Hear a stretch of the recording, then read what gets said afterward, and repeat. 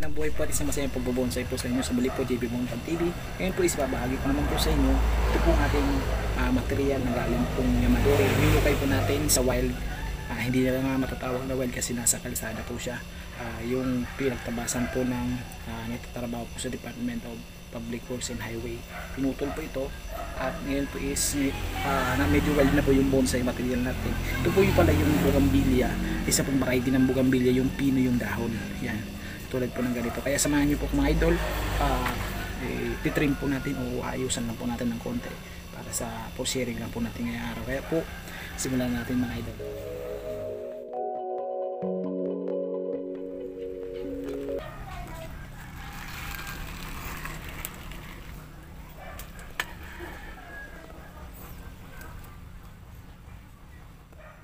Ito po ay isang tinatawag po na 21 jewel, isang variety po ng bugambilya na nakuha po natin sa gilid ng kalsada.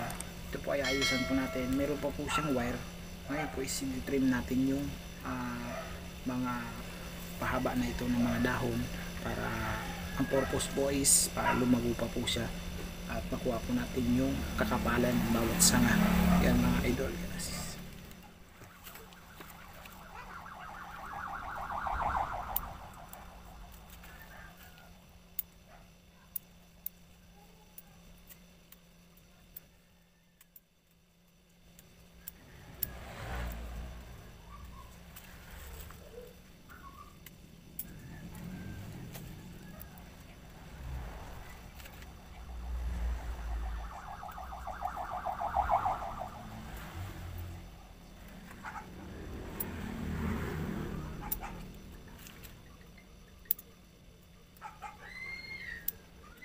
Ito na po yung naging result mga kabonsai.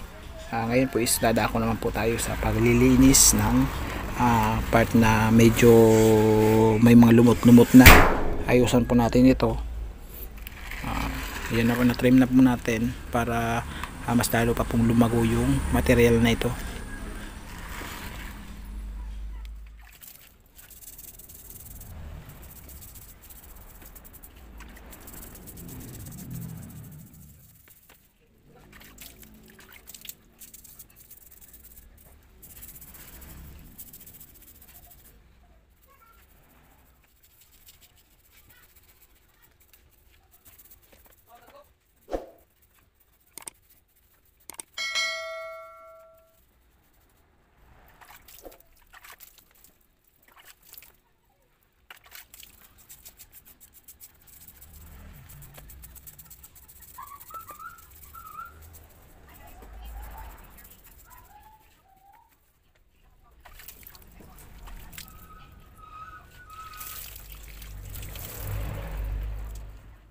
Ayun nga po mga idol, nakita nyo, nilinisan po natin yung trunk niya o yung katawan niya, yung pinaka base niya. Ang purpose naman po dito is para iwasan po yung pagka matay ng ibang part na katulad po ng ganito. May mga part po kasi siya na nabubulok na or wala ng buhay na part. Kaya pag hindi po nalilinisan o nalagayan po ng mga lumot is tuloy-tuloy po yung pagkabulok ng material natin. Mas maganda po nito is nabibilad. Yan po yung naging workshop po natin ngayon mga idol, mga kabonsai. Kaya salamat po sa naglaan ng oras at panahon po sa panonood ngayon. Maraming salamat po. Sa muli po, paki-subscribe and like po ng ating video. Kaya dito na lang po tayo mga idol. Maraming salamat. Happy Bonsai Making and God bless po sa inyo. Keep safe. Peace out.